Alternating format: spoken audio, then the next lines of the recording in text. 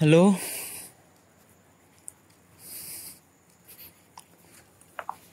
Hello, this is the My Artifact episode number 852.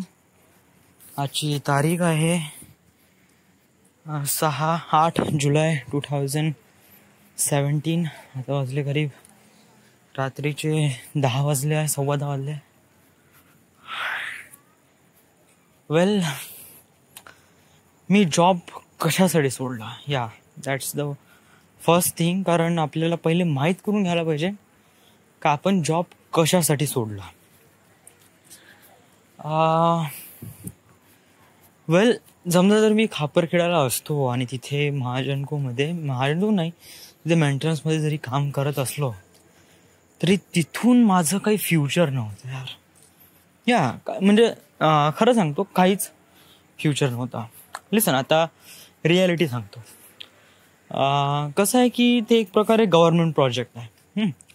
आता government प्रोजेक्टमध्ये काम करण्यासाठी ते काहीतरी कॉन्ट्रॅक्ट बेसिसवर काम करून घेते. मोस्टली पूर्ण काम कॉन्ट्रॅक्ट बेसिसवर काम करून घेते. मेंटेनन्स, ऑपरेशन, जे काही आहे ते पूर्ण काम कॉन्ट्रॅक्ट बेसवर करते. आणि गव्हर्नमेंट एम्प्लॉई फक्त सही मारायचे काम करते, बाकी घंटा हे लोक काहीच करत नाही. ओके, सो आता मला याच्याबद्दल काही जाणून घ्यायचं नाही, काही विचार करायचा नाही बोलायचं आहे, whatever. I just have to talk with this.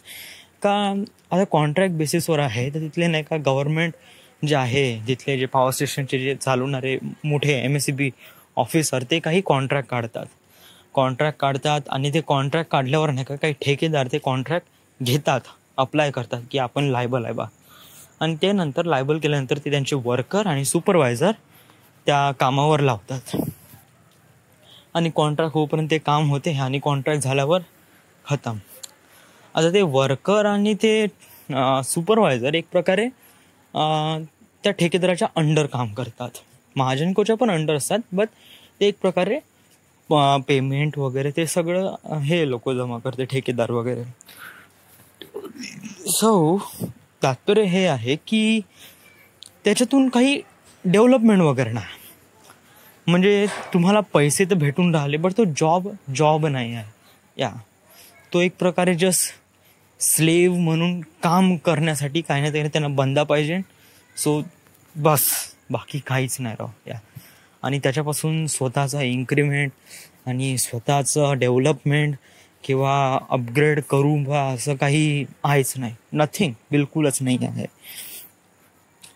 आणि कसं आहे की आपल्याला समोर जायचं आहे, एका ठिकाणी अटकून नाही राहायचं आहे. जर मी तिथे असतो ना तर मी तिथेच अटकून असतो राव. म्हणजे समोर माझं काही डेव्हलपमेंट वगैरे झालं असतं तर फक्त हार्डली पेमेंट वाढला असता. 8,000 ते 12,000 रुपये झालं असता, 12 ते 15,000 रुपये झालं असतं. बाकी माझं काहीच झालं नसतं. आणि अदर कंपनीमध्ये समजा जर तू अप्लाय केला, म्हणजे समजा तू अदर जॉब शोधण्यासाठी तू प्रयत्न केला असता, तर तिथे की स्किल विचारते का तुझं स्किल काय आहे. तर तू का सांगशील महाजनकोमध्ये मेंटेनन्सचं काम केलं आहे. ओके, मेंटेनन्सचं काम तर कोणतं केलं आहे? तुम्ही ड्रिलिंग केलं आहे, तुम्ही ग्राउटिंग केलं आहे, तुम्ही ॲक्च्युली कोणतं काम केलं आहे? ॲज अ सुपरवायझर तुझं काम केलं का? काही नाही, मी फक्त कामावर लक्ष ठेवलं. ते तर कोणीही करू शकते राव. तू फक्त का माणसं सांभाळले का? हो, बाकी काहीच नाही. म्हणजे महाजनकोमध्ये माझा एक्सपिरियन्स ॲज अ मेंटेनन्समध्ये 0 आहे. फक्त मला माहिती आहे का काम होते कसं. तू केलं आहे का काम? नाही. व्हाय? कारण मी सुपरवायझर आहे, मला काम करायची गरजच नाही. माझ्या खाली वर्कर आहे, तेच काम करतात. बट एक्सपिरियन्समध्ये का दाखवशील राव? ॲज अ मेंटेनन्स सुपरवायझर होता ठीक आहे, बट तुझा पण काही ना काही ते नॉलेज पाहिजे. समजा जर अदर कंपनीने त्यांनी जर समजा म्हणलं की बाबू इथे आपल्याला ड्रिल मारायचं आहे, तर तू ड्रिल कसा मारशील जे की तू ड्रिलिंग मशीन अगोदर कधी पकडलीच नाही, तर तू ड्रिल मारशील कसा सांग? ऑफकोर्स तू ड्रिल नाही मारू शकणार. That's the point. कळलं? म्हणजे तिथे नाही एक्सपिरियन्स, म्हणजे असं म्हणण्यासाठी तर भेटून गेला असता ॲज अ डॉक्युमेंटेशनवर, बट असं स्वतःच्या की स्किलमध्ये असं स्वतःला स्पेशालिटी सांगण्यासाठी असं काहीच नाही. काहीच नाही. त्यामुळे मी तो जॉब सोडला आहे. आणि समोर मला वाढायचं आहे. माझी नाही का, जर मी तिथेच अटकून असतो तर नाही मला पुण्याला जाता येईल असतं, नाही मला मुंबईला जाता आलं असतं, बस तिथेच अटकून असतो. बस 8-10 हजार रुपये पेमेंट झाला असता, मस्त क्वार्टर असतो, आपल्यासुद्धा खूप चांगलं वाटलं असतं, आणि देन मी आपली लाईफ कम्प्लिटली रुईन करून टाकली असते. काहीच नाही.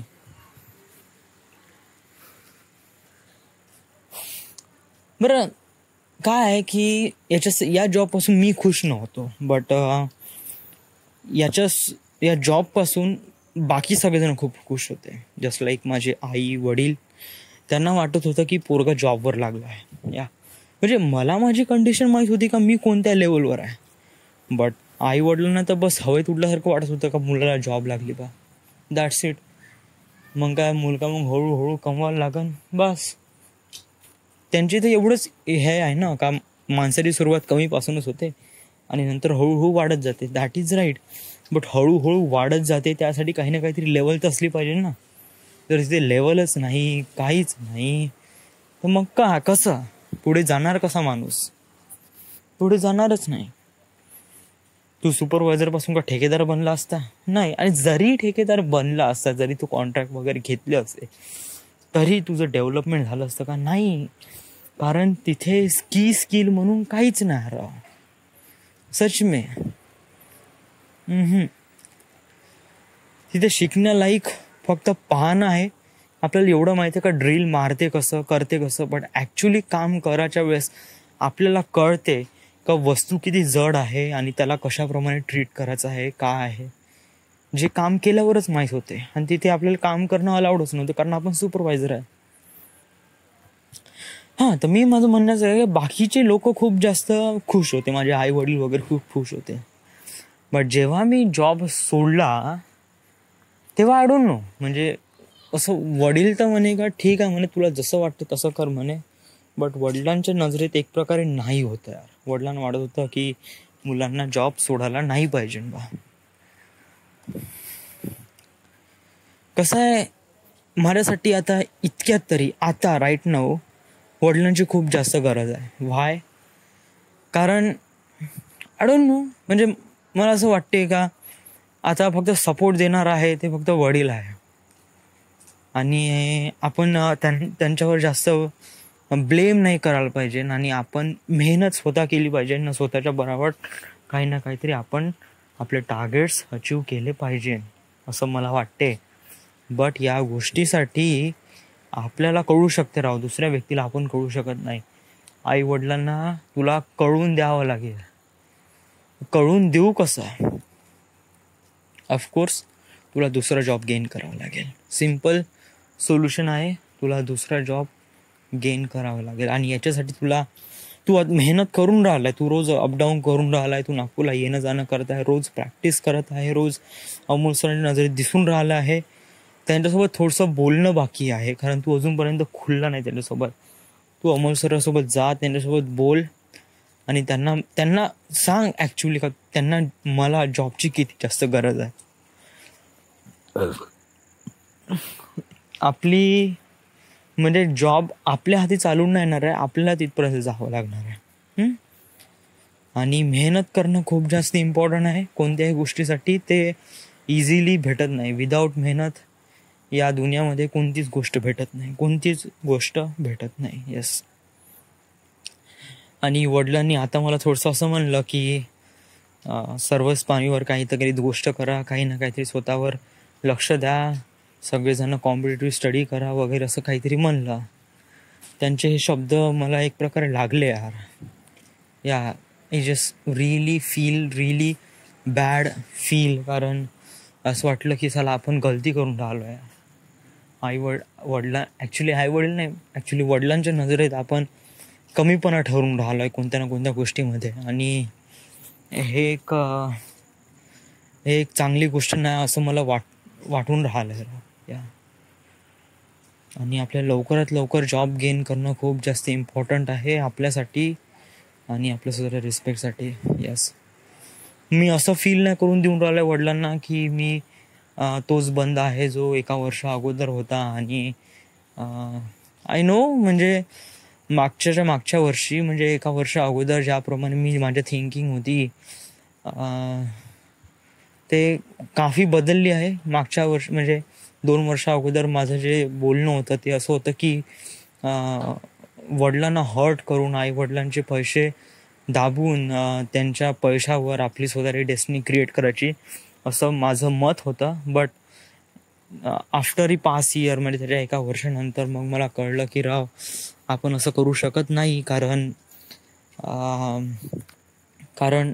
आपण दगा कोणाला देणार आहे? आपण आपल्या आई वडिलांना दगा देणार आहे. पैशाचं काम पैसा करते आणि आई वडिलांकडून इतके पैसे घेऊन आपण नाही करू शकत. कारण कसं आहे की प्रत्येक गोष्ट हळूहळू शिकत जावं लागते आणि कसं आहे स्वतःच्या पैशावरच आपण आपली डेस्टिनी अचीव करायला पाहिजे. आपण मिडल क्लास फॅमिलीतला मला एक बंदा राहावं. आपल्याला आपल्या वडिलापाशी खूप सारी संपत्ती नाही आहे का बाबू तू 1,00,000 रुपये घेऊन गेला तर rest of the money is have it आणि आपण काही करू शकतो, डझंट मॅटर. मिडल क्लास फॅमिलीमध्ये असं होत नसतं राव. मिडल क्लास फॅमिलीमध्ये त्यांच्यासोबत फक्त मीच नाही, माझ्यानंतर माझी बहीण पण आहे, फॅमिली पण आहे, काही मेंबर्स पण आहे, रिलेटिव्ह पण आहे, खूप साऱ्या गोष्टीज आहे, घर पाणी वगैरे आहे, जॉब आहे, त्यांना पण खूप काही सस्टेन करावं लागते, खूप काही साऱ्या गोष्टी जाणून घ्यावं लागते. जर आपणच आपली जास्त किरकिरपणा करत असेल तर काय होत नाही राव. कसं आहे आपल्याला कळायला पाहिजे की आपण कोण आहे आणि आपल्याला कुठून सुरुवात करायची आहे आणि मेहनत कुणाला करायची आहे, राईट. वडिलांनी आता जे बोललं ते बोललं या आणि त्यांचं राईट पण आहे असं बोलणं. कारण आपण गेले 2-3 दिवसापासून नुसता टाइमपास करून राहिलो आहे, राईट. सो तुला सुरुवात करावी लागेल, राईट.